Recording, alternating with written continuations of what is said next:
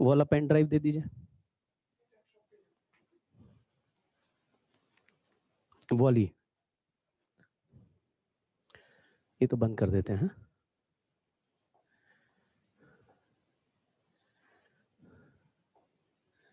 OPS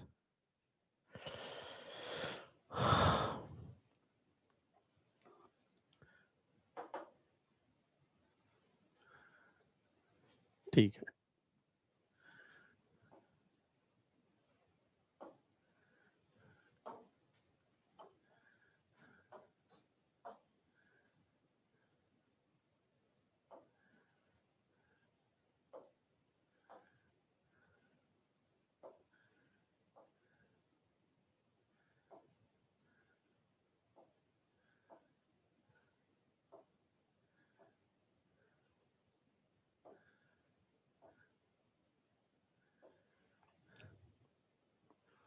हाँ भाई, good evening sir. 1 minute, 1 minute, एक क्या 2 मिनट लो, मैगी बना लो। नमस्ते सर, नमस्ते सर। अरे बाप रे, नमन शाह, जादू, अच्छा जादू हो तुम तो, पहले भी थे। शाकेत ने अपना फोटो बदल दिया है, वो लेटे से अभी स्टैंडिंग पोजीशन पे आ गया। Hello hello hello Anmol, good evening Aryan.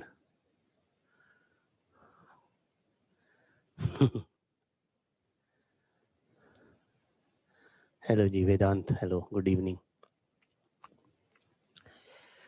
Last class में हम लोग ना एक लास्ट में एक पॉइंट कर रहे थे, बस आपको याद होगा कि डैम्प्ड ऑसिलेशन। डैम्प्ड ऑसिलेशन कुछ याद आया? डैम्प्ड ऑसिलेशन,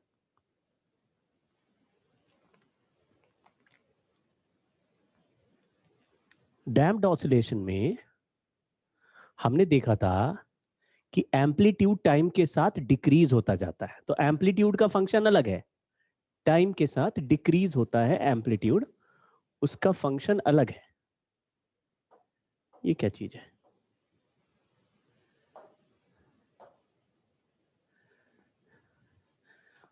एम्पलीट्यूड का फंक्शन अलग है। तो जल्दी से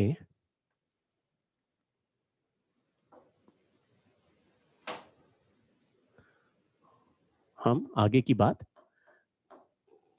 मतलब थोड़ा सा टीएमपीडी डैम्प्ड ऑसिलेशन थोड़ा सा जल्दी से कर लेते हैं, क्योंकि एक बार ये सीखना है, एक बार लाइफ में आता है, और उसके बाद ना ये ज्यादातर लोग नहीं पढ़ाते हैं, मेरे अलावा कोई नहीं। और इसका सवाल मेंस में और नीट में आता है, तो लोग क्यों नहीं पढ़ाते हैं? क्योंकि लोग झंडू है ना, आलसी है, वो पेपर खोल के देखते नहीं। पर जिस पेपर की तैयारी कर रहे हैं वो पेपर तो एक बार खोल के देखोगे ना कि भाई क्या आता है, देख तो ले किसी चैप्टर में क्या क्या क्वेश्चन, किस तरह के सवाल बन रहे हैं। तो मैंने देखा पिछले 10 साल 20 साल के पेपर हर साल देखता हूँ मैं, फिर बच्चों को रिवीजन भी उसी से कराता हूँ। तो आप देखना अभी 12th वालों के रिवीजन में एक एक चैप्टर के प्रीवियस ईयर के क्वेश्चन क्या मैंने कई बार बोला भी है ये आपको। तो अभी क्या किया हमने, डैम्प्ड ऑसिलेशन में एम्पलीट्यूड का ऐसा फंक्शन है a naught e raised power minus b t by 2m, यानी एम्पलीट्यूड टाइम के साथ घटता जाता है। इनिशियल वैल्यू ए नॉट है, जैसे किसी ने बोला इनिशियली 10 सेंटीमीटर डिस्प्लेस करके पेंडुलम को छोड़ दिया और 3 सेकंड बाद उसका एम्पलीट्यूड 8 सेंटीमीटर रह गया, तो डैम्पिंग कांस्टेंट का वैल्यू बताओ। मास नहीं दिया तो बी बाई एम को ही डैम्पिंग कांस्टेंट ले रहा होगा। आप थोड़ा ध्यान देना, ठीक है? रिवीजन लेक्चर अपलोड करा देंगे? नहीं कराएंगे? देखो दिव्यांश, अभी क्या है, अभी हमारे को रिवीजन लेक्चर के लिए जो जेई का मेन काम है उसमें थोड़ा टाइम है, क्योंकि अभी तो तुम लोग जेई नीट नहीं दे रहे, तो नेक्स्ट ईयर ही रिवीजन करेंगे। प्लस क्या है, रिवीजन लेक्चर देखने से तुम्हारी बिना मेहनत के रिवीजन हो जाएगा, वो मैं नहीं चाहता। मतलब आपकी मेहनत लगने के बाद रिवीजन होना चाहिए। तो जब मैंने रिवीजन क्लास लिया तो क्लास में क्वेश्चन पूछता हूं मैं, फॉर्मूला याद होना चाहिए तुम्हें, आप समझ रहे हो? तो जब आप मेहनत करके आओगे, तब आप क्लास में बैठोगे, तब आपको रिवीजन होगा, तभी सेंस बनेगा। अभी क्या मैं ही फॉर्मूला रिवीजन कराऊंगा और क्वेश्चन कराऊंगा तो उतना मजा नहीं आता। इसलिए अभी रिवीजन लेक्चर्स मत मांगना, है ना? अभी आप नोट से ही करो रिवाइज जो भी कर रहे हो।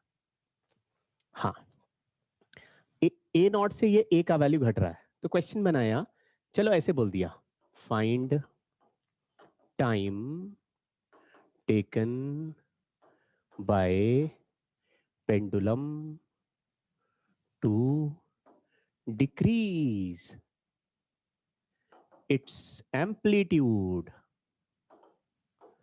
from a to a by 3। तो आपने बोला t is equal to 2m by b ln a1 upon a2, जो रेशियो है वही लिख दो।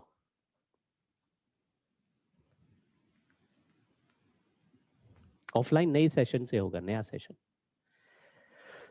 स्कूल एग्जाम के तुरंत बाद नया सेशन स्टार्ट होगा, तब ऑफलाइन हो जाएगा। अभी सुन रहे थे कि 9 तारीख से ओपन करने की इजाजत मिल सकती है, लेकिन अभी आई नहीं है परमिशन, है ना? बट जैसे अगर फरवरी एंड में आ जाती है परमिशन, तो फरवरी एंड में ओपन कर देंगे, जब ही आ जाती है। लेकिन तब तक फरवरी एंड तक तो आपके एग्जाम ही चालू हो जा रहे होंगे, क्योंकि ज्यादातर बच्चों ने जो मैसेज भेज रहे थे तो उनका यही था, 1 मार्च से है एग्जाम, नहीं तो किसी के 15 मार्च से है, मतलब मोस्टली 1 मार्च से एग्जाम है। करेक्ट है क्या?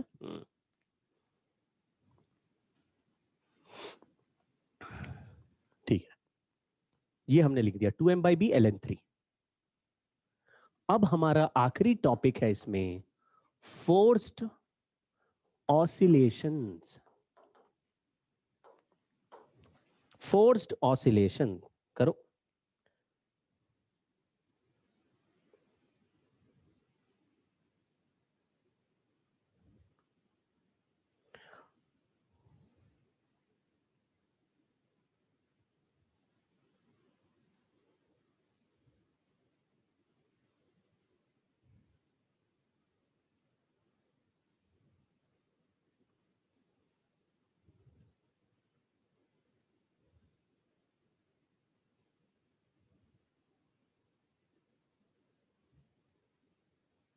एक मिनट,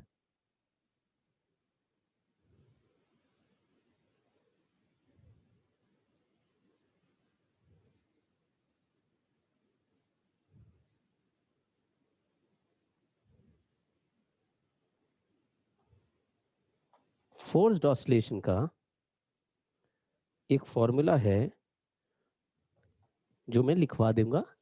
पहले स्टेटमेंट लिख लो, if a system of natural frequency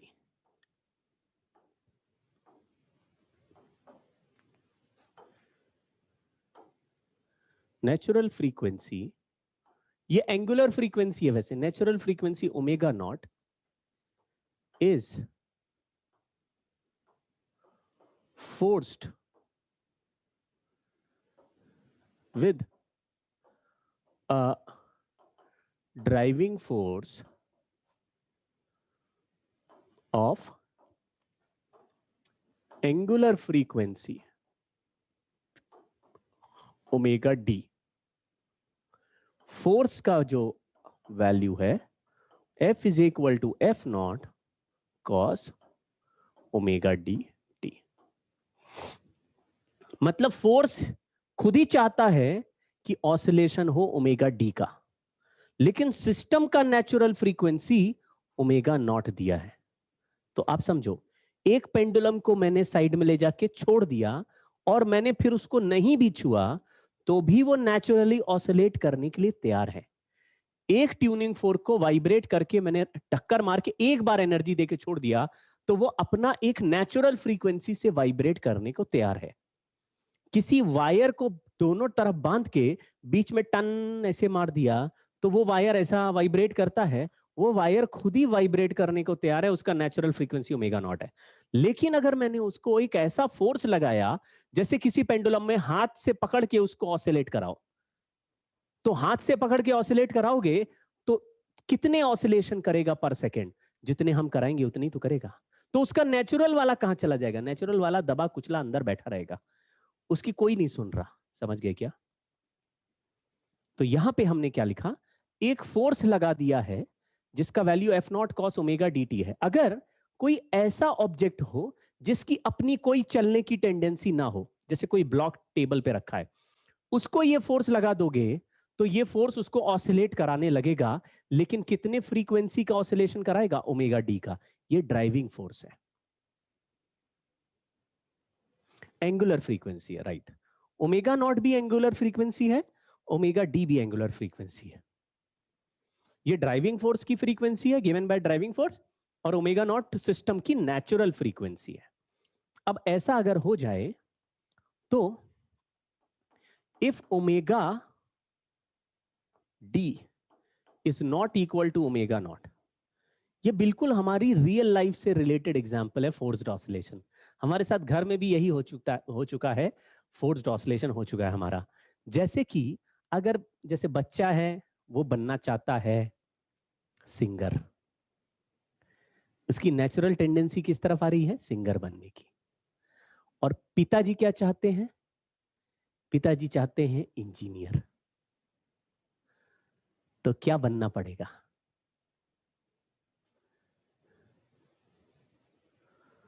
क्यों? क्योंकि एनर्जी जो देगा वो अपने हिसाब से चलाएगा। हाँ। तो ऐसा डंडा उठेगा, एक डंडा उठेगा, तलवार उठेगी, तुम बोलोगे singer, खचाक, engineer engineer engineer.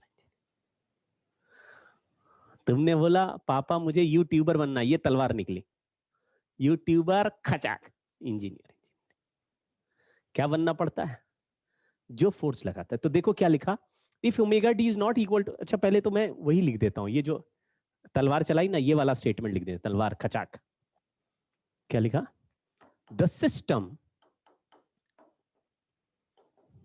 Always oscillates with omega D. कभी कंफ्यूज नहीं होना कि सिस्टम चाहता है 5 ऑसिलेशन पर सेकेंड और फोर्स कराना चाहता है 10 ऑसिलेशन पर सेकेंड या 7 ऑसिलेशन पर सेकेंड। तो सिस्टम कितना करेगा? 5 ये कह रहा है, 7 ये कह रहा है, तो क्या 6 करेगा? थोड़ी उसकी थोड़ी अपनी मन की, ऐसा नहीं होता। क्या आधे इंजीनियर और आधे सिंगर बन सकते हो? नहीं बन सकते। इंजीनियर पूरा बनना पड़ेगा। आधे डॉक्टर बन सकते हो? आधे? क्या आधे बॉडी का सर इलाज कर दूंगा, इधर ऐसे एक हाफ का इलाज कर दूंगा, दूसरे हाफ का नहीं करूंगा। If omega D is not equal to omega nought, amplitude of oscillation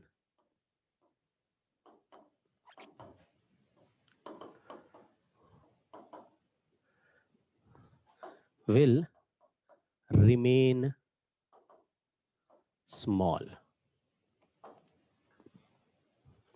Amplitude of oscillations will remain small.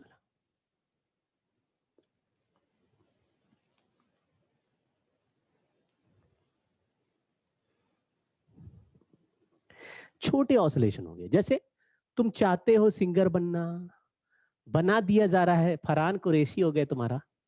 Farhan Qureshi हो गया मतलब तुम्हारा फरहान कुरैशी हो गया। तुम चाहते हो फोटोग्राफर बनना, बनाया जा रहा है इंजीनियर। वह मैं इंजीनियर बन भी गया तो बहुत खराब बनूंगा, मुझे नहीं समझ में आती इंजीनियरिंग। खराब इंजीनियर, छोटा ऑसिलेशन, फ्रीक्वेंसी एकदम पिचक पिचक के चलेगी, चाहता ही नहीं, कंटाप पड़ रहे इधर से, जा साले जा साले, थोड़ा थोड़ा ऑसिलेट करेगा, जबरदस्ती हिला रहा है, चल ऑसिलेट कर ऑसिलेट कर। लेकिन परेशान है, कहीं राजू की तरह कुछ उल्टा सीधा ना कर ले।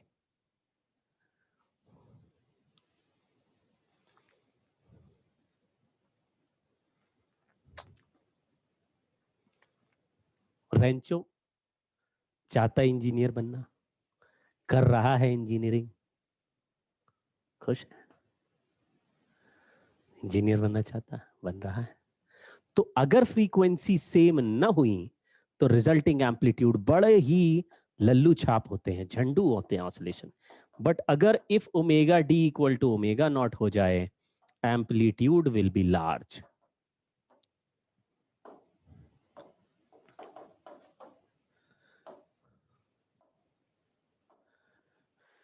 अभी मैं एम्पलीट्यूड का फॉर्मूला लिख देता हूं बच्चों, तब आपको उससे पता चल जाएगा कि क्या हो रहा है।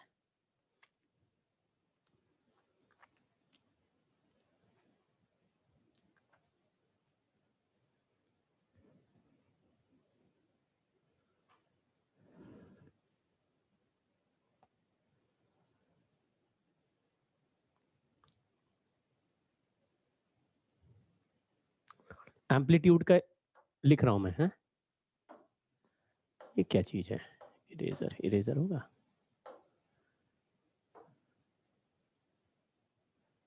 ये क्या चीज आ गया?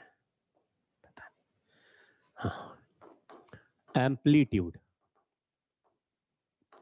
A is equal to F naught upon M under root of omega D square minus omega naught square plus B by M omega D का होल स्क्वायर।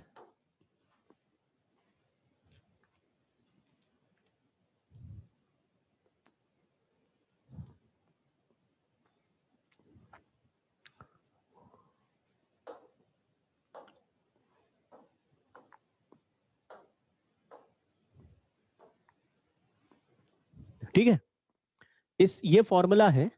अगर ओमेगा डी और ओमेगा को सेम कर दें, ये भी ऐसे भी है, देखा, omega D square minus omega nought square का होल स्क्वायर।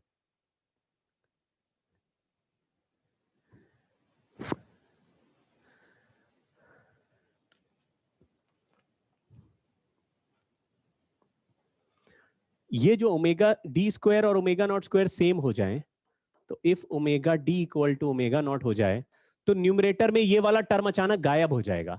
जब कोई चीज होल स्क्वायर होती है तो वो कभी नेगेटिव तो होती नहीं, मतलब ये वाला नंबर हमेशा पॉजिटिव था, इसका मिनिमम वैल्यू 0 है, तो ये 0 हो गया, तो ये वाला टर्म केवल बचेगा। इसका रूट लगा देंगे तो m से m कैंसिल हो जाएगा। तो एम्पलीट्यूड मैक्सिमम का answer F nought by B omega D से हो जाएगा।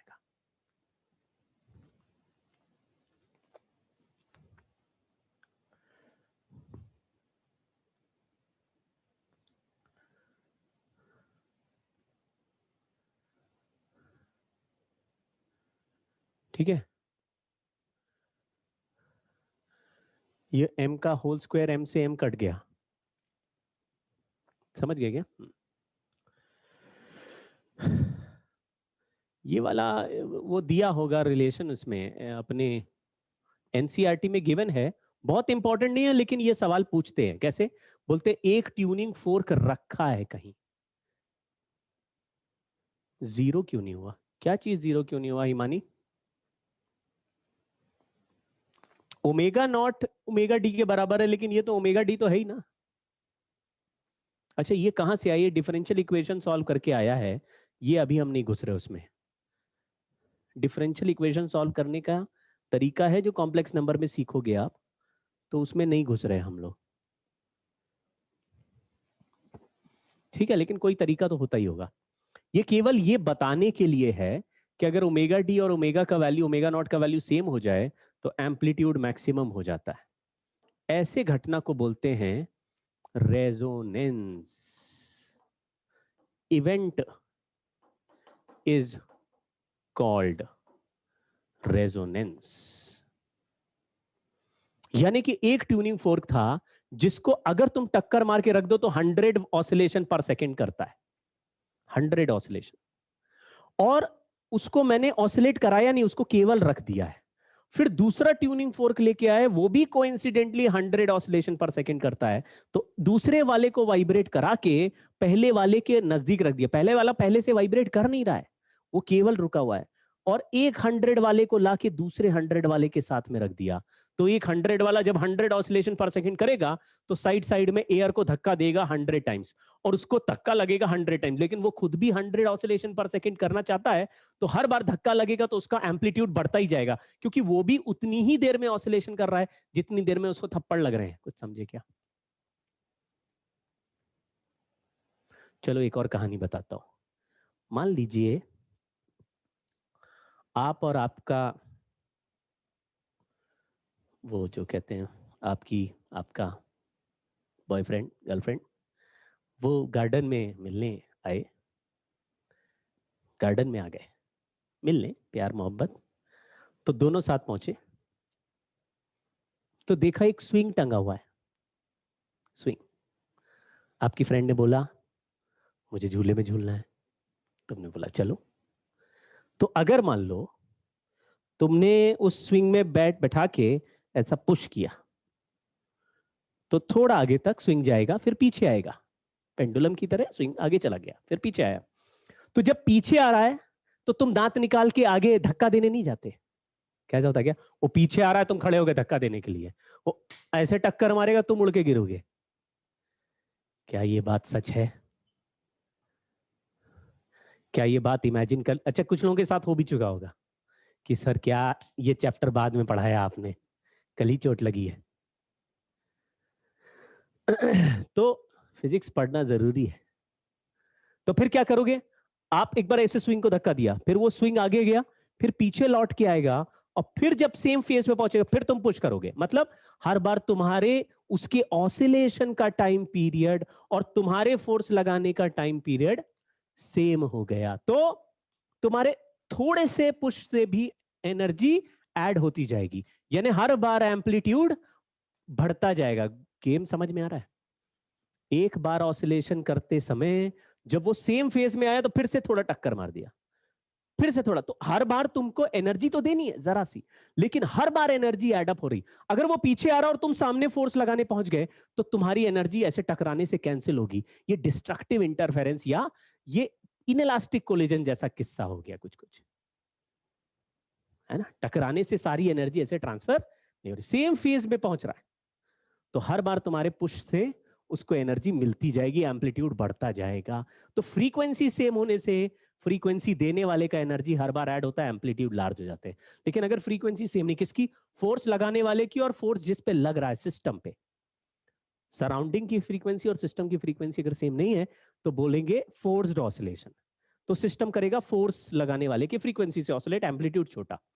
और अगर सिस्टम और सराउंडिंग की फ्रीक्वेंसी सेम हो गई तो बोलेंगे resonance, force oscillation will be called resonance, and the frequency दोनों की अगर सेम है तो resulting amplitude will be very large. सारी बात का सम अप, समेशन समझ में आ गया आपको?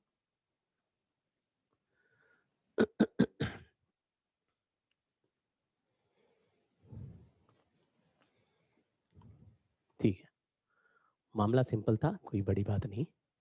अब हमारा जो चैप्टर है ये यहीं खत्म कर रहे हैं। इसका मैं आपको वही क्वेश्चन का कुछ प्रैक्टिस कराऊंगा नेक्स्ट क्लास में।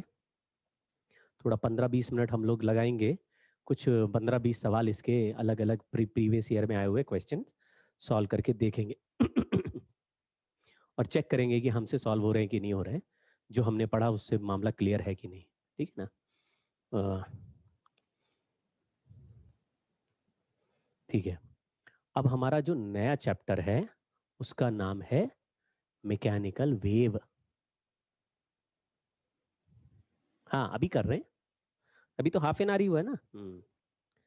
तो 5:30 तक करते हैं। 5:30 क्लास है आज क्या?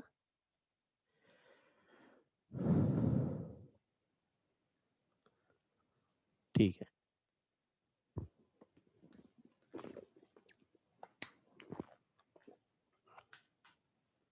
हाँ ठीक है। तो वेव एक डिस्टरबेंस हो गया,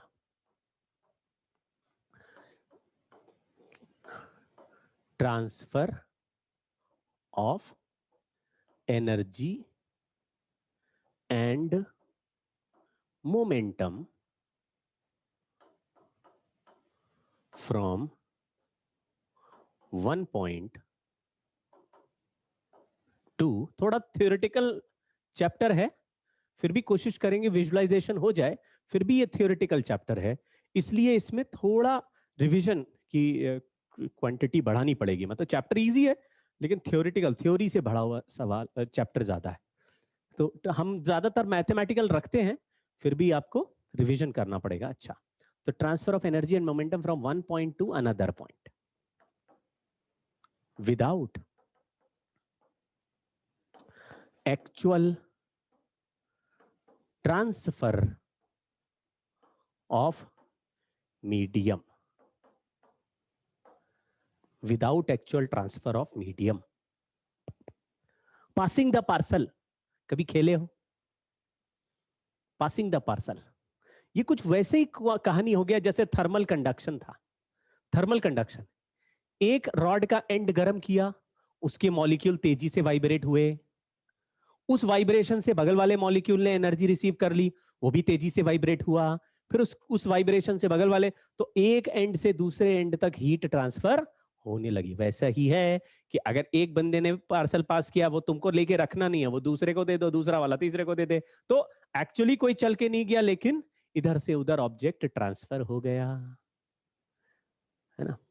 पहले चिट्ठी जाती थी, या तो थोड़ा बहुत तो चलेंगे ही भाई, इधर एक हाथ से लेगा, फिर तो ये थोड़ी ना कह रहे कि बिल्कुल कोई ऑब्जेक्ट ही नहीं चलना चाहिए, चलेगा, लेकिन आप देखोगे जो ट्रांसफर कर रहा है वो एक्चुअली एक ही पॉइंट से एक तरफ से एनर्जी लेगा, दूसरी तरफ दे देगा, तो उसका मूवमेंट बड़ा रेस्ट्रिक्टेड है, एक पर्टिकुलर जगह पर ही वो बस ऑसिलेट थोड़ा सा करेगा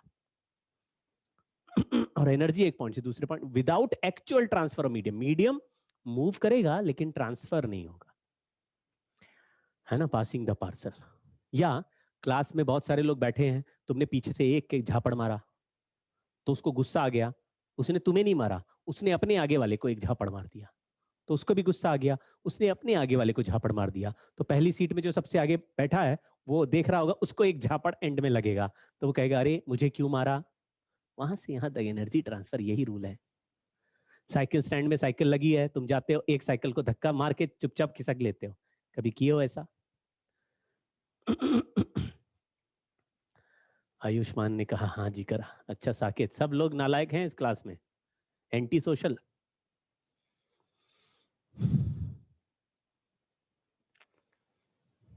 अनमोल कह रहा वही तो मैं कहूँ सर, मेरी साइकिल रोज गिर जाती स्टैंड में, साइकिल स्टैंड में मेरी साइकिल गिरी मिलती है, कौन है ये लात मार रहा है? आज खुलासा हो चुका है।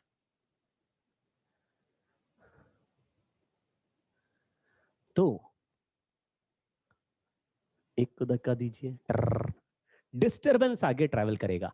पानी में पत्थर फेंक दिया, सर्कल सर्कल बना के रिपल्स आगे बढ़ रहे हैं, तो रिपल्स आगे बढ़ रहे हैं, वाइब्रेशन मतलब ये जो डिस्टरबेंस है ये आगे बढ़ रहा है, लेकिन मतलब मीडियम, पानी नहीं चल रहा है, पानी तो बस ऐसे हल्का सा ऊपर नीचे उछला, बस ऐसे, आहा आहा आहा।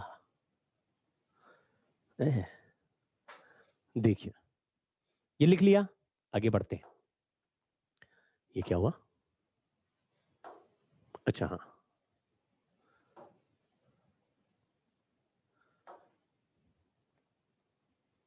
ये देखो डिस्टरबेंस आगे बढ़ रहा है। आज तो वीडियो बना के मैं लाया हूं, दिखा क्या? ये देखो डिस्टरबेंस आगे बढ़ रहा है।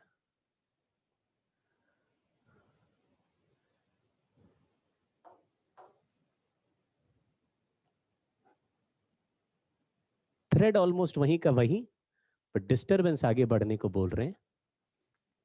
ट्रांसफर ऑफ एनर्जी, झापड़ पड़ा, एनर्जी मिल गई, आपने दूसरे को झापड़ मार दिया, आपने एनर्जी उसको दे दी, एक बार एनर्जी मिली दूसरे को दे दी, दूसरे को मिली तीसरे को दे दी। तो क्या किसी पार्टिकल की एनर्जी कंजर्व रहनी चाहिए? एनर्जी आई दूसरे को दे दी, तो क्या कंजर्व रही? नहीं, कंजर्व नहीं रही, आई वो गई, आई तो कांस्टेंट नहीं रही, ऐसे नहीं एनर्जी खा गए अब अपने पास ही रहेगी एनर्जी, ऐसा नहीं होता। तो एसएचएम और वेव में डिफरेंस समझ में आ रहा है? एसएचएम में जो पार्टिकल एसएचएम करता है वो अपनी एनर्जी देता नहीं है किसी को, तभी वो ऑसिलेशन करता रहता है। इसमें एक बार अगर धागा डिस्टर्ब कर दिया तो क्या धागे के पार्टिकल ऊपर नीचे उछलते ही जा रहे हैं? नहीं, वो तो आगे बढ़ रहा है ना, देखो पल्स आगे बढ़ रहा है। बस एक पार्टिकल ने एक बार उछला, फिर वो नीचे आ गया, फिर दूसरा उछला वो नीचे आ गया, फिर तीसरा उछला वो नीचे आ गया। तो एक पॉइंट से दूसरे पॉइंट तक ट्रांसफर ऑफ एनर्जी है, नॉट रिटेंशन ऑफ एनर्जी। ये बात समझ लो। दो तरह के वेव हो गए, कौन कौन से? Mechanical wave and non mechanical. Mechanical wave को फटाफट, ये सब थ्योरेटिकल है लेकिन लिखते चलते जिससे कि हमको लगेगा कि हाँ पढ़ा तो है चैप्टर। क्या है कि उसमें मेन बात जल्दी जल्दी बताऊंगा तो तुम लोग कह रहे सर जल्दी जल्दी कर दिया। तो आराम आराम से प्यार से देखो मैकेनिकल वेव क्या होता है। Medium is required for movement of wave, यानी कंपल्सरी टू हैव मीडियम है, मीडियम नॉट रिक्वायर्ड। ये वाले वेव ऐसे हैं जो वैक्यूम में भी ट्रैवल कर सकते हैं, ये वाले वेव ऐसे हैं जो वैक्यूम में ट्रैवल नहीं करेंगे। इसलिए वैक्यूम में साउंड वेव ट्रैवल नहीं करते हैं क्योंकि उनको चलने के लिए मीडियम या पार्टिकल ही होना चाहिए, कोई ना कोई होना चाहिए। ये इलेक्ट्रोमैग्नेटिक वेव हैं और इलेक्ट्रोमैग्नेटिक वेव इलेक्ट्रिक और मैग्नेटिक फील्ड के ऑसिलेशन से बनते हैं। Electric and magnetic field, electric magnetic field यानी कि कहीं भी चार्ज अगर ऑसिलेट करने लगेगा तो उसमें से नॉन मैकेनिकल वेव बनने लगेंगे। क्यों? क्योंकि चार्ज ऑसिलेशन करेगा तो चारों तरफ बदलता हुआ इलेक्ट्रिक फील्ड बनेगा और बदलता हुआ मैग्नेटिक फील्ड बनेगा, और जब बदलने लगते हैं तो ऐसा लगता है डिस्टर्बेंस हो रहा है, तो वही इलेक्ट्रिक मैग्नेटिक फील्ड ऐसे बदलता हुआ एक पॉइंट से दूसरे पॉइंट एनर्जी फेंकने लगेगा। लेकिन इलेक्ट्रिक और मैग्नेटिक फील्ड को चारों तरफ ऐसे एनर्जी फेंकेगा। इलेक्ट्रिक और मैग्नेटिक फील्ड को कोई भी मीडियम नहीं चाहिए, यानी चार्ज अगर वैक्यूम में है तो भी इलेक्ट्रिक फील्ड बनाएगा, पानी में रखोगे तो भी इलेक्ट्रिक फील्ड बनाएगा, अगर कोई मैग्नेट पानी में है तो भी मैग्नेटिक फील्ड बनाएगा, हवा में है तो भी बनाएगा, वैक्यूम में है तो भी बनाएगा। तो या तो चार्ज एक्सेलरेट करे तो इलेक्ट्रोमैग्नेटिक वेव बनते। क्यों बनते हैं, कैसे बनते हैं, वो हम सीखेंगे, नेक्स्ट ईयर सीखेंगे इलेक्ट्रोमैग्नेटिक वेव चार्ज से किस तरह से बनते हैं। रेडियो वेव्स हो गया, माइक्रोवेव हो गया, एक्स रेज हो गया, अल्ट्रावायलेट हो गया, विजिबल लाइट हो गया, इंफ्रारेड हो गया और रेडियो वेव्स हो गया। रेडियो वेव्स तो पहले बोला, हाँ गामा रेज हो गया। यही ऑर्डर है। सबसे बड़े और सबसे कम एनर्जी के वेव रेडियो, रेडियो के बाद हायर एनर्जी माइक्रोवेव, उससे हायर इंफ्रारेड, उससे हायर विजिबल, उससे हायर अल्ट्रावायलेट, उससे हायर एक्स रेज, उससे हायर गामा रेज। इंफ्रारेड से ज्यादा ऊंचा है हाँ माइक्रो, माइक्रो के बाद विजिबल लाइट 400 से 700 हमें जो दिखती है, ये सब विजिबल लाइट है, ये दिख रही है। इसमें भी कुछ वेव्स होंगी, ये जो ब्लैक दिख रहा है इसमें भी कुछ वेव्स होंगी लेकिन हमें दिख नहीं रही, एब्सेंस ऑफ लाइट दिख रहा है, यहाँ ब्लैक है ना। इधर से भी रेज निकल रही है, गर्मी है, देखो आप अगर यहाँ पास में खड़े हो गए तो यहाँ से रेडिएशन निकल रहा है, वो रेडिएशन है लेकिन ये रेडिएशन का कोई कलर नहीं है क्योंकि हमें दिख नहीं रहा, हो सकता है इंफ्रारेड हो। इंफ्रारेड कैमरा आपने देखे होंगे या नाइट विजन कैमरा जो होते हैं, उसमें जानवर की वीडियोग्राफी करनी है, कभी आपने देखा है तो ग्रे ग्रे या ग्रीन ग्रीनिश वीडियोग्राफी दिखाई देती है, पिंकिश, चलो ब्राउनिश पिंकिश ग्रेइश ऐसे आती है। हाँ डिपेंड करता है कैसा फिल्टर है, लेकिन वो उसमें टिश टिश। तो हमें लगता है कि हम अंधेरे में वीडियोग्राफी कर रहे हैं, जानवर को पता नहीं चल रहा, लेकिन जानवर इंसान थोड़ी ना है, उसके लिए विजिबल लाइट का रेंज हमारे से अलग हो सकता है। क्या आपको इस बात का आइडिया है?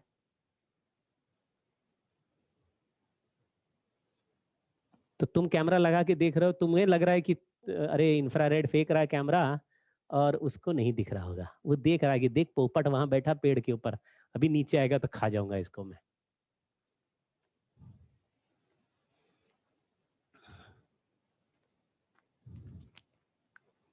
इलेक्ट्रोमैग्नेटिक वेव और मैकेनिकल वेव, दो तरह के वेव हो गए। मैकेनिकल वेव मतलब जो हमारे हमारे साउंड वेव, धागे में स्ट्रिंग में जो वेव क्रिएट करेंगे।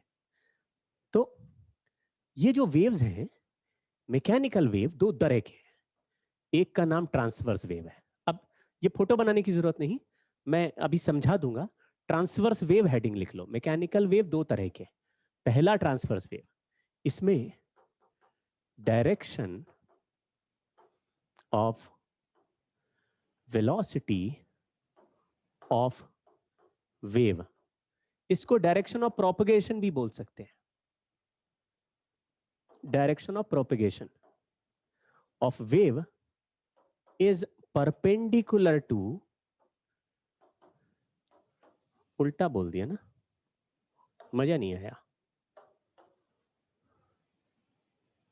फिर से लिख देता हूं। ऐसा क्या, तब तक आपने ये लिखो ऊपर वाला पॉइंट जो लिखा, direction of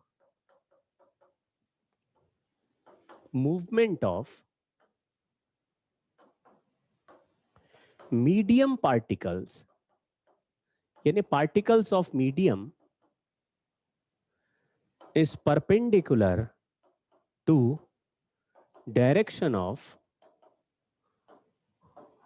movement of wave. Movement मतलब propagation, movement of wave. जैसे कि एक स्ट्रिंग में मैंने एक झटका क्रिएट किया, तो झटका सरकता हुआ ऐसे आगे आगे बढ़ता चला गया। तो एक बार एक पल्स जनरेट किया मैंने, तो थ्रेड के पार्टिकल ऐसे ऊपर गए फिर नीचे आ गए, मतलब ये पल्स यहां पहुंच गया, पहले यहां था वो यहां पहुंच गया, तो जो पार्टिकल ऊपर गए थे वो नीचे आ गए, लेकिन पल्स चला गया राइट में। तो सी यानी कि direction of propagation of wave या स्पीड ऑफ वेव राइट में है, राइट में वेव है, और पार्टिकल ऊपर या नीचे चल रहे हैं। तो पार्टिकल का मोशन ऊपर और वेव का मोशन राइट में, तो इनके बीच में कितना एंगल हो गया, 90 डिग्री। क्या बोलेंगे इसको, ट्रांसवर्स वेव। एग्जाम्पल क्या है इसका, वेव इन अ स्ट्रिंग। अभी जो हमने फोटो देखा था वो ट्रांसवर्स वेव का था कि लॉन्गिट्यूडनल, अभी एक वीडियो दिखाया था। रिपल्स में थोड़ा मिक्स्ड होता है, रिपल्स में थोड़ा मिक्स्ड होता है, रिपल्स में थोड़ा सा लॉन्गिट्यूडनल और ट्रांसवर्स दोनों होता है, मिक्स्ड है। अभी जो वीडियो दिखाया था जिसमें एक ऐसा झटका आगे ट्रैवल कर रहा था, उसमें झटका तो धागे के अलोंग चल रहा था, लेकिन पार्टिकल थ्रेड के परपेंडिकुलर ऐसे हिला था, ट्रांसवर्स वेव था। यहां पर भी यही है कि मीडियम के पार्टिकल जब एक पल्स बनाएंगे तो टेंशन की वजह से यहां पे दोनों साइड ऐसे नीचे फोर्स लगेगा, मतलब झटके से वेलोसिटी तो ऊपर मिल गया लेकिन टेंशन नीचे की तरफ लग रहा है। तो ये पार्टिकल जैसे जैसे ऊपर जा रहा है ये रिटार्ड होता जाएगा, यहां पहुंचते पहुंचते इसका वेलोसिटी 0 हो जाएगा। फिर ये जब नीचे आएगा तो कोई दूसरा पार्टिकल ऊपर की तरफ चलेगा और ये पल्स वाला ये जो ऐसे यहां पहुंच जाएगा थोड़ी देर में ऐसे आगे। तो जो पार्टिकल ऊपर जा रहा है वो नीचे क्यों आएगा, अरे भाई जो ऊपर चला गया उसके धागे के टेंशन नीचे की तरफ लगेंगे तो वो नीचे खींचेंगे, जो टेंशन नीचे खींचेंगे। जैसे अब देखो मैं ऐसे बना देता हूं, ये ऐसा बनाया, तो यहां पे कोई पार्टिकल है। अब ये जैसे ये दो पार्टिकल है, ये ऊपर वाले पार्टिकल 1 2 3, तो 1 और 3 चाहते हैं कि 2 नीचे आए, लेकिन 2 3 को क्या चाहता है, 3 चाहता है 2 नीचे आ जाए, लेकिन 2 क्या चाहेगा, 3 के लिए क्या चाहेगा, 3 किधर चले, क्योंकि टेंशन तो एक्शन रिएक्शन है। 3 चाहता है 2 नीचे आ जाए, तो 2 कहेगा तुम ऊपर आ जाओ, एक्शन रिएक्शन है ना। तो जैसे 2 नीचे आएगा 3 ऊपर जाएगा, कुछ समझे क्या, पल्स आगे जा रही है तो ऐसा लगेगा ना कि 2 नीचे आ रहा है और 3 ऊपर जा रहा है। फिर 3 नीचे आएगा तो 4 ऊपर जाएगा, फिर 4 नीचे आएगा तो 5 ऊपर जाएगा। तो ऐसे बदलते हुए सिनारी आगे बढ़ते जाएंगे। अभी फोटो दिखाता हूं, फोटो दिखाता हूं, पहले ट्रांसवर्स वेव का फोटो देखना, देखना, तैयार हो, तैयार, ये देखो,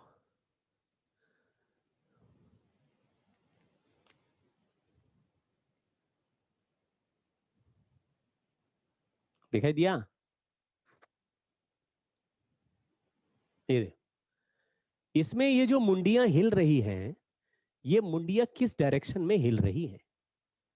किस डायरेक्शन में? ये जो बंदे हैं, इनके ऑसिलेशन का डायरेक्शन किधर है?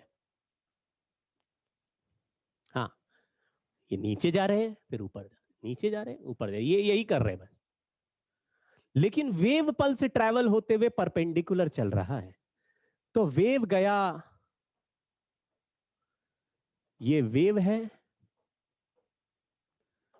और ये पार्टिकल्स है, नीचे या ऊपर?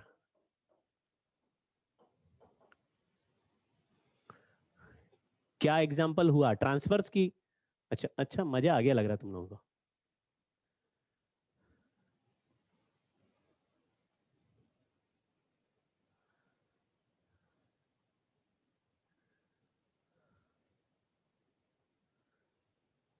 आई गजब।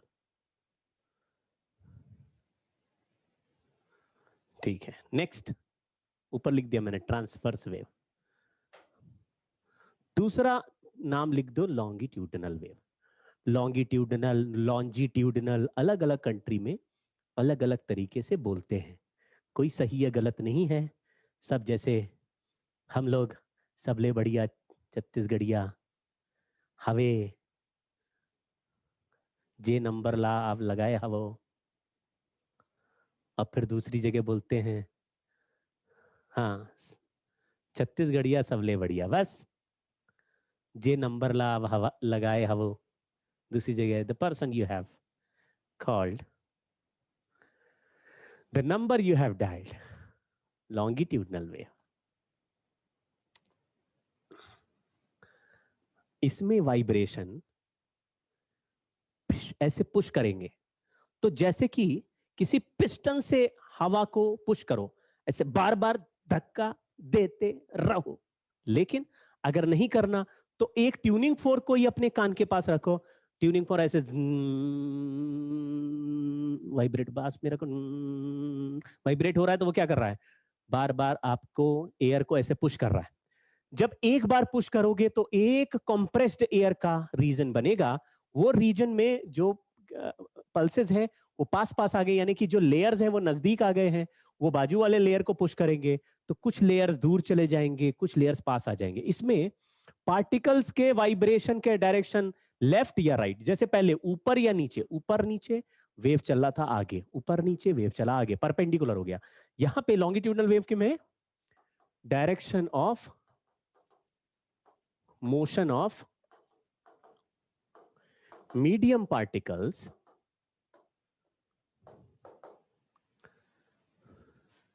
is perpendicular to direction of motion of wave। Photo समझ में आ रहा है क्या? इसको क्या कहते हैं? इसको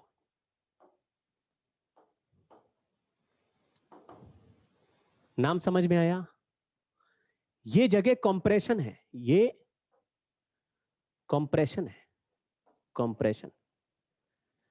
और ये जगह जहां पे मैक्सिमम दूरी है वो रेयर फैक्शन है, रेयर फैक्शन। यहां पे रेयर हो गया है मटेरियल, रेयर फैक्शन। हाँ, कंप्रेशन, रेयर फैक्शन। एक कंप्रेशन के बाद एक रेयर फैक्शन। लेकिन अगर मैं डिस्प्लेसमेंट को y मान लूं, जैसे ये लेयर्स के बीच का नॉर्मल गैप है, यानी कि ऐसा दिख रहा है तो कोई वेव नहीं है, नो वेव। नो वेव में ऐसा दिख रहा है, जब कोई वेव नहीं तो सारे के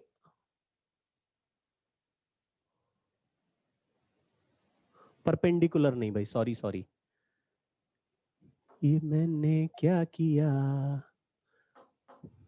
हाँ बिल्कुल सही, मैं चेक कर रहा था तुम लोग पढ़ते हो कि ऐसे ही बस जो मैं लिखता हूं लिख देते हो।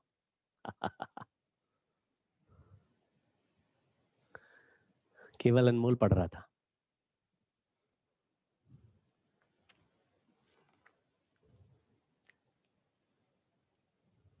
स्लिंकी भी अभी करते हैं। नो वेव के बाद जब वेव बनाए तो कुछ लेयर्स पास आ गए, कुछ लेयर्स नॉर्मल ही रहे, कुछ लेयर्स दूर आ गए। तो लेयर्स अपनी जगह से आगे और पीछे ऑसिलेट कर रहे हैं, तो उनका डायरेक्शन में, जैसे ये लेयर था थोड़ा आगे चला गया, आगे चला गया, इस आगे जाने को जहां ये होता था वहां से आगे चला गया, कोई लेयर वहां से पीछे आ गया, ये डिस्प्लेसमेंट को वाई बोल रहे हैं। और पार्टिकल के अपने ओरिजिनल पोजीशन जहां पे थे, जैसे ये पार्टिकल का अपना पोजीशन है x1, x2, x3, x4, x5, ये इनके ओरिजिनल पोजीशन थे। लेकिन बाद में देखा तो ये वाला पार्टिकल x1 वाला थोड़ा आगे आ गया, x2 वाला भी थोड़ा आगे आ गया, x3 वाला नहीं चला, तो x1 x2 के बीच में गैप थोड़ा कम हो गया। तो जितना x1 चला वो y1, जितना x2 चला वो y2। आप लोग को समझ में आ रहा है क्या? तो हर लेयर थोड़ा आगे या पीछे चलेगा, जिससे कि अड़ोस पड़ोस के लेयर्स के साथ उसका गैप इंक्रीज या डिक्रीज होगा। सब बराबर नहीं चलेंगे, सब अलग अलग चलेंगे। तो सबके जो डिस्प्लेसमेंट है वो या तो राइट में है या लेफ्ट में है, लेकिन वेव राइट में जा रहा है। तो लेफ्ट राइट मोशन में वेव चले। देखो ये रहा, ये आ गया स्लिंकी। देखो क्या आपको वाइब्रेशन आगे बढ़ते हुए दिख रहा है? बोलो भाई।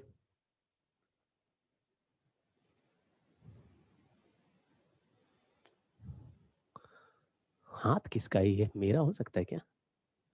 हाँ मेरा ही लग रहा है।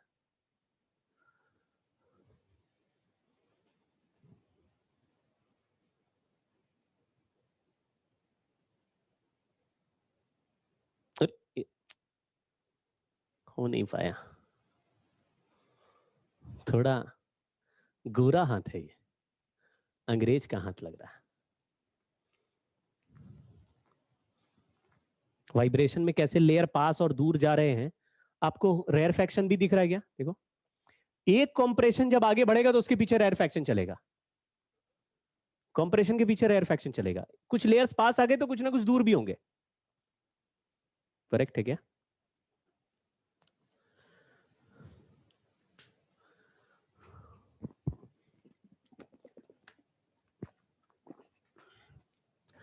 कंप्रेशन या रेयरफेक्शन जिस स्पीड से आगे जा रहा है वो वेलोसिटी ऑफ वेव है, वेव वेलोसिटी। और कंप्रेशन और रेयरफेक्शन लेने के लिए जो ये लेयर्स आपस में चल रहे हैं वो पार्टिकल का वेलोसिटी, दोनों में अंतर है। पार्टिकल का वेलोसिटी, पार्टिकल केवल एक रेंज के अंदर ही चलेगा, थोड़ा आगे जाएगा, थोड़ा पीछे जाएगा, थोड़ा आगे जाएगा, थोड़ा। लेकिन वेव एक एंड से दूसरे एंड तक लगातार आगे चलेगा, तो वेव का वेलोसिटी अलग और पार्टिकल का वेलोसिटी अलग। पार्टिकल ऐसे ही से चल रहा है ना भाई? देखो, किसी एक लेयर पे ध्यान दोगे तो जो कोई लेयर आगे जाएगा फिर पीछे आएगा, फिर कोई भी एक लेयर आगे जाएगा फिर पीछे आएगा। जैसे किसी एक लेयर पे फोकस करें, चलिए तो हाँ ये देखो पीछे वापस आ गया। एक पर्टिकुलर लेयर था वो बाप आगे जाता है फिर पीछे आता है, आगे जाता है फिर पीछे आता है। चलिए, इसको बोल रहे हैं लॉन्गिट्यूडनल वेव। एग्जांपल्स, मैं क्या कर रहा हूं, कुछ वीडियो चला रहा हूं, उसमें आपको पहचाना, आप मुझे आंसर लिखते जाना, एक एक वीडियो में पहचानना कि कौन से वेव का एग्जाम्पल है, ट्रांसवर्स या लॉन्गिट्यूडनल।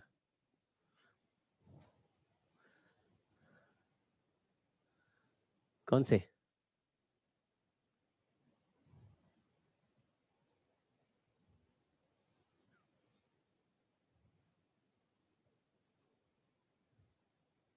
अगर ऋतिक रोशन एक सोर्स है तो कौन सा वेव बनाता है ये?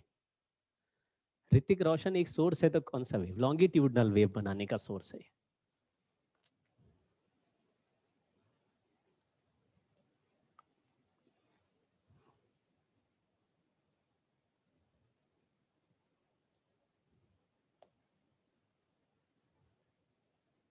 ये भी कोई फेमस बंदा होगा। तुम लोग ये कर पाते हो क्या? तुम में से कोई है जो इस तरह की? अरे जबरदस्त है ये तो। क्या है यार, सारे जीवन पढ़ते ही रहे, आज ही ट्राई करके जिससे भी बन पाए। ये देखो ऐसे ऐसे बनाते हैं, तो जिससे भी हो पाए अच्छे से वो वीडियो भेजना। नेक्स्ट टाइम फिर तुम ये हटा के तुम्हारा वाला ही लगा देंगे। तो सोचो, सालों साल मैं पढ़ाऊंगा, आगे आने वाली जनरेशन तुम्हें जानेगी कि वो भगवान ऑफ ट्रांसवर्स वेव हो तुम। ट्रांसवर्स वेव, ये कौन सा वेव है?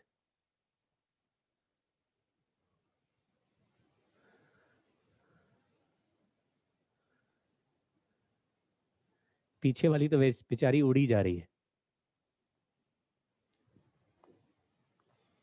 इसको बताना।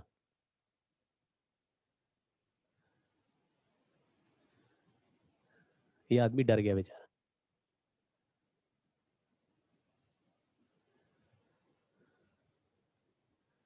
ये कौन सा है?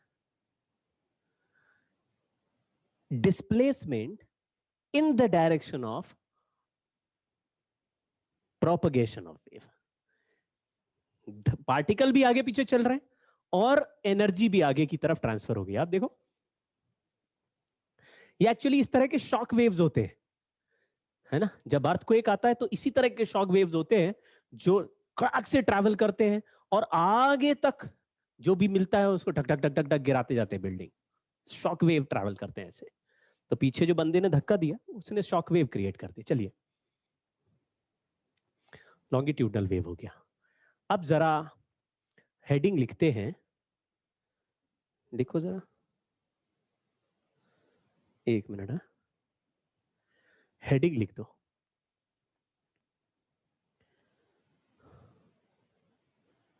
हाँ, हेडिंग लिख दो, मैथमेटिकल डिस्क्रिप्शन ऑफ वेव। देखो, अभी तक जो हमने पढ़ा वो हमको दिखाई तो दे रहा है, वो तो हमें बचपन से भी आता था। सर, पानी में पत्थर बहते वेव बन जाती है, समंदर में वेव आती है, हमने देखा अलग अलग जगह पर वेव होती है, थप्पड़ पड़ता इधर से इधर, एनर्जी चली गई तो वेव हो गई। ठीक बात, वो हमें पता चल गया। लेकिन हम उसको मैथमेटिकली एक्सप्रेस कैसे करें? क्या हम कहीं पर भी ऐसे ही बनाते रहेंगे, देखो वेव देख लो वेव है, तो कैसे पता चलेगा कि मैथमेटिकली यहां पर वेव है? मैथमेटिकल एक्सप्रेशन करना है तो वहां पे किसी ने तरीका निकाला कि जिस जगह पर वेव ट्रैवल करती है वहां मीडियम के पार्टिकल डिस्प्लेस हो जाते हैं। तो एक ऐसा फंक्शन हमको बनाना है। बहुत ध्यान से देखना क्या बोलने की कोशिश कर रहा हूं। मान लीजिए किसी थ्रेड में अलग अलग पार्टिकल्स थे जिनसे मिलके वेव बनना है। फिर देखा गया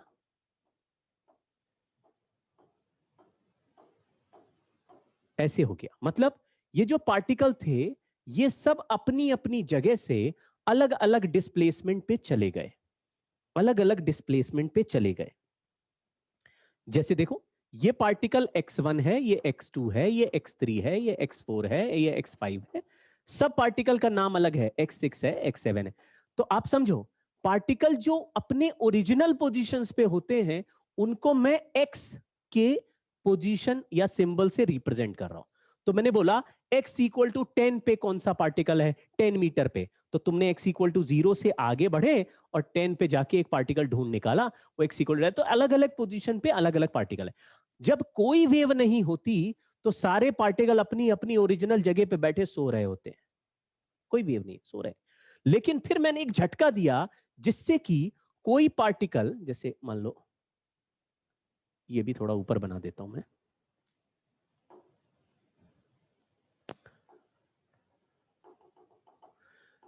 तो एक पार्टिकल x1 वाला y1 हाइट पे चला गया, दूसरा वाला y2 पे, तीसरा वाला y3 पे, चौथा वाला y4 पे, पांचवा वाला y5 पे, ऐसे चला गया। बाकी सब सो रहे हैं। यानी कि इस जगह पर एक वेव पल्स बन चुका है जिसमें हर पार्टिकल का कुछ ना कुछ डिस्प्लेसमेंट हो गया। अगर डिस्प्लेसमेंट परपेंडिकुलर टू वेव हुआ तो हम बोल देंगे ये ट्रांसवर्स वेव है। ट्रांसवर्स वेव को देखना बड़ा आसान है, प्लस वाई एक्स का ग्राफ जैसा बनता है और जैसी वेव दिखती है वो काफी एक जैसा लगता है। तो मैथमेटिकली हम लोग एक्सप्रेस करने वाले यानी वेव का एक फंक्शन बनाने वाले हैं। तो यहां पे यही लिख देंगे, फंक्शन ऑफ वेव मोशन। हम लोग कोशिश करेंगे कि वेव के मोशन को किसी फंक्शन के टर्म में एक्सप्रेस करे। तो मुझे दो बातें तो समझ में आ गई, क्या कि पार्टिकल का जहां डिस्प्लेसमेंट है, मान लो किसी रूम में पार्टिकल हमेशा ऐसे ही नजर आ रहे हैं, तो बताओ इस रूम में वेव है कि नहीं है? एक रूम में पार्टिकल हमेशा सो ही रहे हैं, तो वेव है कि नहीं है? तो तुम कैसे प्रूव करोगे वेव होगी? तुम कहोगे देखो मीडियम के पार्टिकल अपने ओरिजिनल जगह पे ना दिखें और वहां से थोड़ा थोड़ा शिफ्ट हो जाए, मतलब ज्यादातर पार्टिकल थोड़ा ऊपर चले गए या नीचे चले गए, आगे चले गए या पीछे चले गए, उस हिसाब से हम कहेंगे कि वेव है। यानी जहां वेव होगी वहां डिस्प्लेसमेंट ऑफ मीडियम पार्टिकल होगा।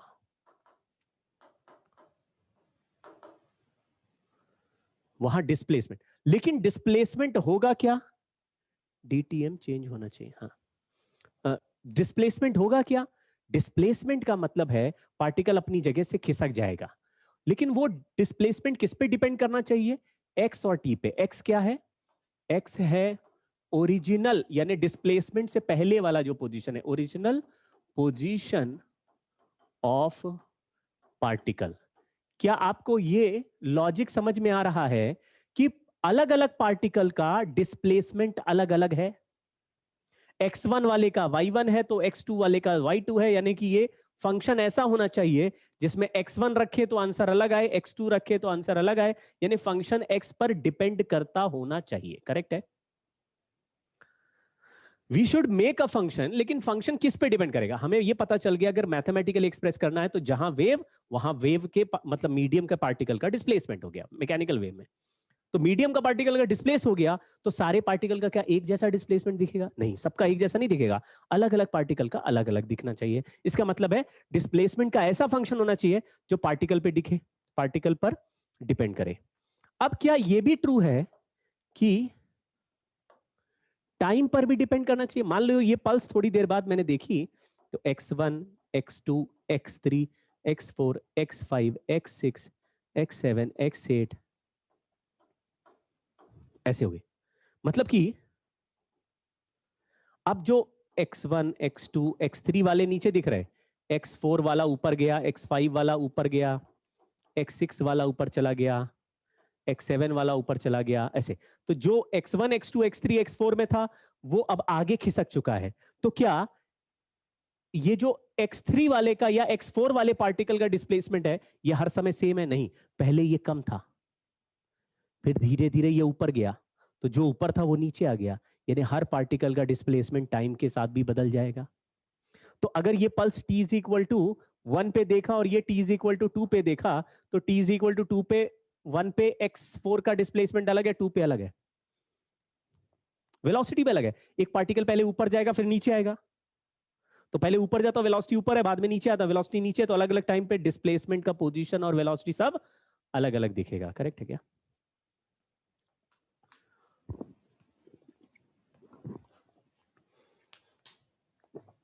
यही बात इस डायग्राम में सिखाने की कोशिश की है। देखो ध्यान से, 1 वाला पार्टिकल हवा में दिख रहा है, 2 वाला टॉप पे दिख रहा है, 3 वाला थोड़ा नीचे दिख रहा है। जैसे ही वेव पल्स आगे बढ़ा 1 वाला पार्टिकल यहां नीचे बैठ चुका है। वेव पल्स आगे बढ़ा तो 1 वाला ऊपर था वो नीचे आ गया, जो 2 वाला था वो टॉप में था थोड़ा नीचे आ गया, और 3 वाला थोड़ा ऊपर पहुंच गया। क्या समझ गए क्या? तो 3 वाला थोड़ा ऊपर खिसका है, हाइट बढ़ी है, और 2 वाले की और 1 वाले की हाइट थोड़ी घटी है। क्या थोड़ा थोड़ा आइडिया लगा क्या हुआ? तो क्या टाइम के साथ पोजीशन बदलते हुए दिख रही है? तो डिस्प्लेसमेंट बदलते हुए दिख रहा है। तो मैंने पूछा अगर मीडियम के पार्टिकल का डिस्प्लेसमेंट मैं आपसे पूछूंगा, मीडियम का पार्टिकल का डिस्प्लेसमेंट अगर मैं आप पूछूंगा और वेव चल रही है, तो आपको दो वेरिएबल चाहिए, आपको दो आंसर, आपको दो बातें बतानी पड़ेंगी मुझे। कौन कौन सी?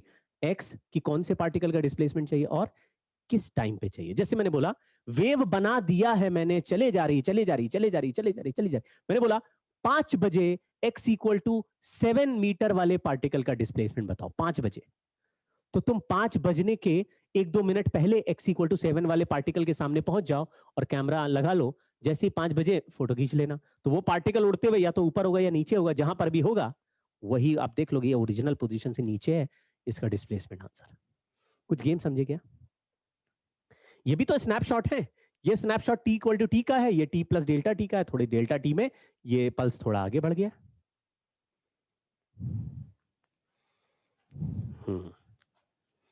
ठीक है, तो थोड़ा ऐसा ग्राफ बना लो, या ये पिक्चर बना लो, या ये पिक्चर बना लो, कोई पिक्चर बना लो जिससे हमारे दिमाग में पिक्चर बन जाए कि पोजीशन यानी displacement of particle original position और टाइम पर डिपेंड करना चाहिए। तो y should be a function of x and t, लेकिन फंक्शन x एंड t होना चाहिए, तो क्या किसी भी समय पर x एंड t का कोई भी फंक्शन बना देंगे तो वेव बन जाएगा? ऐसा नहीं है। तो कैसा फंक्शन होना चाहिए वो भी समझ लो। इक्वेशन ऑफ वेव मोशन अब हम बना रहे हैं, ध्यान से देखना। तो मैंने बोला y होना चाहिए फंक्शन ऑफ x, t। अगर मैं कोई भी फंक्शन ले लूं तो क्या वेव हो जाएगा? पहला, जैसे मैं आपको बोलूं फंक्शन है 3x क्यूब प्लस 5t², क्या ये वेव मोशन है? तो आप बोलेंगे हाँ, इसमें देखो दो चीजें तो आ रही हैं, x भी आ रहा है और t भी आ रहा है, यानी x का वैल्यू बदलेंगे तो अलग अलग आंसर आएगा, और t का वैल्यू बदलेंगे तो भी अलग अलग आंसर आएगा। इसका मतलब ये वेव मोशन हो सकता है, लेकिन ऐसा नहीं होगा। ठीक है, तो अब असली पहचान सीखो कि x और t आपस में कैसे रिलेटेड दिखने चाहिए। ये भी लोगों ने, साइंटिस्ट ने पता लगा लिया कि हर वेव फंक्शन में, हर वेव इक्वेशन में आपको x और t के साथ में एक पर्टिकुलर रिलेशन ही दिखाई देगा। अब समझना, this is not a wave motion. So how do we identify what kind of motion, what kind of equation we will get in case of mechanical or non-mechanical? किसी भी वेव में कैसा equation मिलेगा? ये हटा देते हैं क्योंकि ये है नहीं, तो फिर क्या जरूरत है इसको देखने की। समझ रहे ध्यान से? बहुत ही लॉजिकल है, लेकिन जवाब देना तभी आगे समझ में आएगा। मतलब मैं क्वेश्चन पूछूंगा आपसे, उसका आपको सही आंसर देना है, तभी आपके दिमाग में बैठेगा। बहुत दिमाग लगाना इसमें जो पूछ बता रहा हूं। मैंने सोचा कि एक पल्स यहां बना रहे हैं, ये जगह x इक्वल टू 0 है, यहां से थोड़ी दूर एक पॉइंट है x इक्वल टू x, और ये ऐसे मीडियम आगे बढ़ रहा है। पल्स यहां से बना टक टक टक टक टक टक, तो ये जो मैंने वाइब्रेशन बनाया, ये वाइब्रेशन यहीं बैठा रहेगा क्या? नहीं, ये मान लो राइट में जा रहा है, ये राइट में जा रहा है, इसके चलने का स्पीड है c, तो हमने c को बोल दिया speed of wave, speed of wave. तो अगर मैं बोलूंगा कि ये अभी यहां पे है, तो t टाइम बाद कहां पे होगा? आप बोलोगे ct डिस्टेंस आगे हो जाएगा, करेक्ट है क्या? अगर मैं बोलूंगा अभी यहां पे, तो t टाइम के बाद कहां होगा? आप बोलेंगे ct डिस्टेंस आगे चला जाएगा, करेक्ट है? ठीक है, अब सवाल समझना।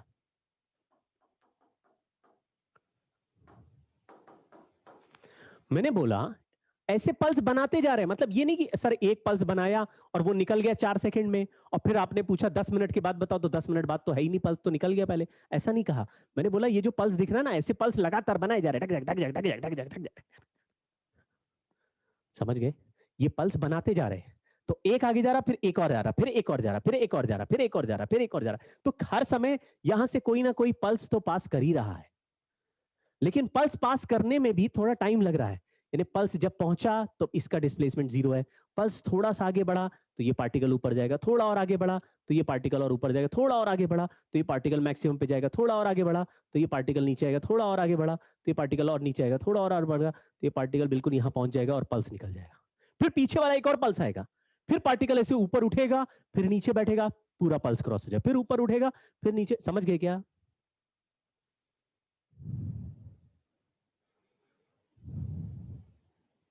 तो मैंने आपको पूछा, अब देखो सवाल सुनना, बहुत ध्यान से सुनना, कुछ लिखना नहीं अभी है। क्वेश्चन पूछा, find displacement of particle at x equal to x at time t equal to t। जैसे मैंने बोला 5 बजे इस x इक्वल टू 10 वाले पार्टिकल का डिस्प्लेसमेंट बताओ। 5 बजे बताना है, 5 बजे x इक्वल टू 10 वाले पार्टिकल का डिस्प्लेसमेंट बताओ। तो तुम पहले चल के x इक्वल टू 10 वाले पार्टिकल के पास बैठ गए, देख रहे हो उसको, और किस टाइम के लिए तुमको देखना है। अभी मान लो 4:59 हो रहा है, तो क्या अभी फोटो खींच लोगे? कितने बजे फोटो खींचोगे? ठीक 5 बजे फोटो खींच, खचाक। जो पार्टिकल कहीं ना कहीं तो दिखेगा ना, डिपेंडिंग अपॉन पल्स उस समय कहां पे है, वो पार्टिकल कहीं ना कहीं तो खिसका हुआ दिखेगा। तो जितना ऊपर है या जितना नीचे है या जितना बीच में है या जहां भी है वो हाइट निकाल लेंगे और आंसर लिख देंगे। पिक्चर तो यही है। अब मैं आपको एक कहानी और सुनाता हूं, ध्यान से सुना। मान लो दुर्ग स्टेशन से एक ट्रेन क्रॉस होने वाली है, दुर्ग स्टेशन से एक ट्रेन क्रॉस होने वाली है जो रायपुर 6 बजे पहुंचेगी। जो रायपुर 6 बजे, दुर्ग स्टेशन से एक ट्रेन क्रॉस होने वाली है जो रायपुर 6 बजे पहुंचेगी। उस ट्रेन में कितने डिब्बे हैं वो मुझे पता करने हैं। तुम्हारे पास दो ऑप्शन है, ट्रेन में कितने डिब्बे हैं, रायपुर पहुंचेगी 6 बजे, तो सर मैं भी 6 बजे रायपुर पहुंच जाऊंगा और उस ट्रेन को देख लूंगा। अरे लल्ला, तुम दुर्ग में रहते हो। दूसरा ऑप्शन क्या है? दूसरा ऑप्शन क्या है? एक ट्रेन को मैंने कहा 6 बजे रायपुर पहुंचेगी, उसमें कितने डिब्बे हैं, तो तुम 6 बजे रायपुर पहुंच जाओ और डिब्बे गिन लो। दूसरा ऑप्शन क्या है? सुनो ही नहीं, मतलब जवाब देना है। क्या ऑप्शन है? दूसरा ऑप्शन है अगर दुर्ग से ही जा रही है तो क्या 6 बजे दुर्ग स्टेशन पहुंच के खड़े होके देख रहे हैं? सर क्या आपने बोला दुर्ग से ही देख लो, हमने तो 6 बजे पहुंच गए दुर्ग, तो हमें तो कोई ट्रेन नहीं दिखी सर, क्या झूठ बोल दिए। अरे तुम दुर्ग स्टेशन के पास ही रहते हो भाई, बीच में कहां जाओगे तुम? पावर हाउस पहुंच जाओगे? वो बड़े झंडू निकले। 6 बजे रायपुर पहुंचती तो तुम क्या पता करोगे? बताओ, तुम क्या पता करोगे? पहले क्या पता करोगे? क्या पता करोगे? तुम पहले क्या पता करोगे? हाँ, आप ये पता करोगे कि रायपुर और दुर्ग के बीच में टाइम कितना लगता है ट्रेन को। मैंने बोला रायपुर और दुर्ग के बीच में ट्रेन को टाइम लगता है 40 मिनट्स। तो तुम बताओ, पहले दुर्ग से जाती है फिर रायपुर पहुंचती है, 40 मिनट्स टाइम लगता है। तो बताओ तुम दुर्ग स्टेशन पे क्या 6:40 पे चले जाओगे तो ट्रेन दिखेगी?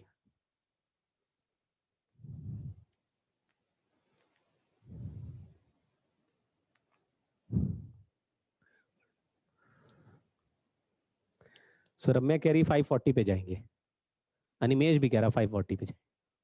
5:40 पे जाओगे और 6 o'clock रायपुर होता, 20 मिनट ही हुआ। थोड़ा तुम लोगों का घड़ी का मामला हल्का है लग रहा है, घर में घड़ी है नहीं।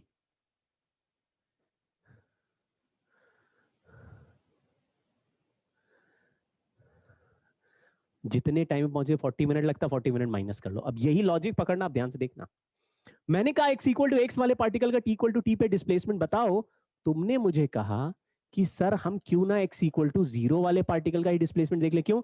क्योंकि 0 वाला पार्टिकल पहले उचकता है, फिर 1 वाला उठता है, फिर 2 वाला उठता है, तो जो भी डिस्प्लेसमेंट इस पार्टिकल के पास है वो कभी ना कभी इस पार्टिकल के पास भी रहता है। जो ये बाद में करेगा, ये वाला पार्टिकल, वो पहले ये कर चुका है। अगर यहां से यहां तक का डिस्टेंस x है तो किसी भी पल्स को यहां से यहां पहुंचने में कितना टाइम लगेगा?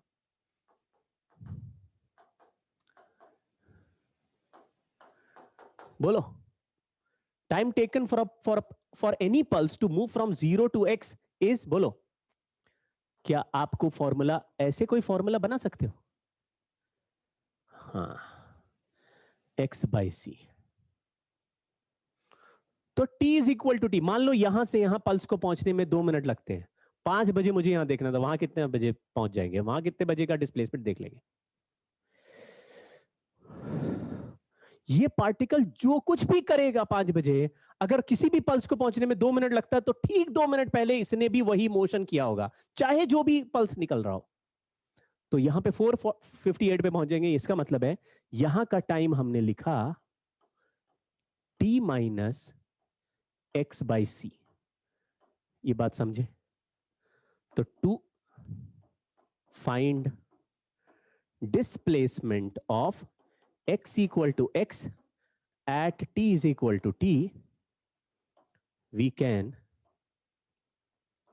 find displacement of x equal to 0 at t is equal to t minus x/c। ये कोई समझा क्या? तो हमारा जो डिस्प्लेसमेंट का फंक्शन था वो फंक्शन ऑफ x, t था, उसमें मैंने x की जगह क्या लिख दिया बताओ? वैसे तो x की जगह x और t की जगह t लिखना, लेकिन x की जगह 0 लिख दिया तो क्या होगा? अब देखो इससे क्या फायदा है? इससे फायदा है मुझे अलग अलग पार्टिकल में भाग के नहीं जाना पड़ेगा। तुम पूछो x इक्वल टू 100 वाले का डिस्प्लेसमेंट, तो मैं पता लगा लूंगा 100 जाने में कितना टाइम लगेगा, उतना टाइम पहले देख लो। कुछ समझे क्या? तो हम किस पार्टिकल को ही देखते रहेंगे? किस पार्टिकल को ही देखते रहेंगे? x इक्वल टू 0 वाले को। तो मैंने यहाँ पे x की जगह 0 लिख दिया, लेकिन टाइम की जगह मुझे क्या लिखना पड़ेगा? कुछ समझे क्या?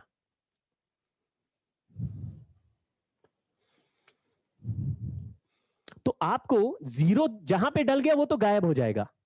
तो मेरे को यहां मैं लिख देता हूं, यहां लिख देता हूं इसके बाद ऐसे सांप बना दिया। सांप सीढ़ी, सांप सीढ़ी खेले होगे, लेकिन सांप ऊपर ले जा रहा है। सांप अपने पूपू से खींच के मुंह से निकाल रहा है। वैसे नॉर्मली क्या होता है, मुंह से खा के पीछे से निकाल देता है, जैसे हम लोग करते। तो y का फंक्शन आया function of x minus t by c. ये बात कुछ समझे क्या?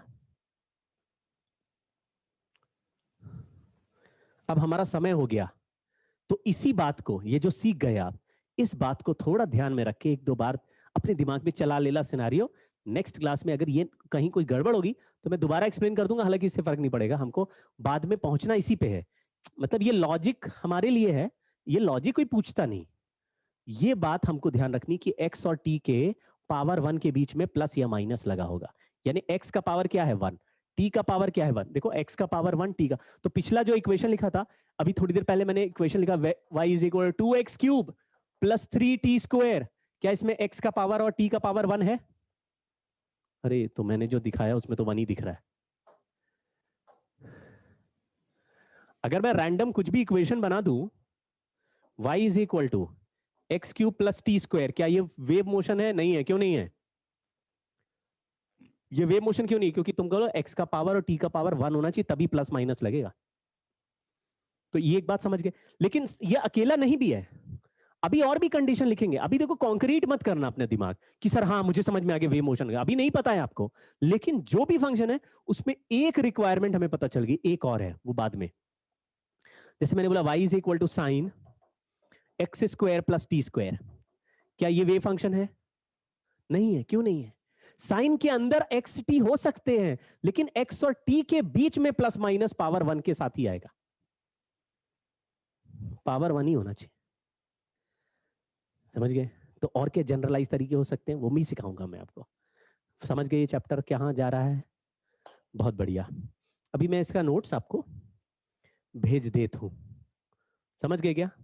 ये चैप्टर बहुत बढ़िया है और बहुत धीरे धीरे मेहनत से पढ़ेंगे, अगले साल ये चैप्टर तुम्हारी ताकत बन जाएगा। आज का खेल खत्म, पैसा हजम, नेक्स्ट क्लास। ओके।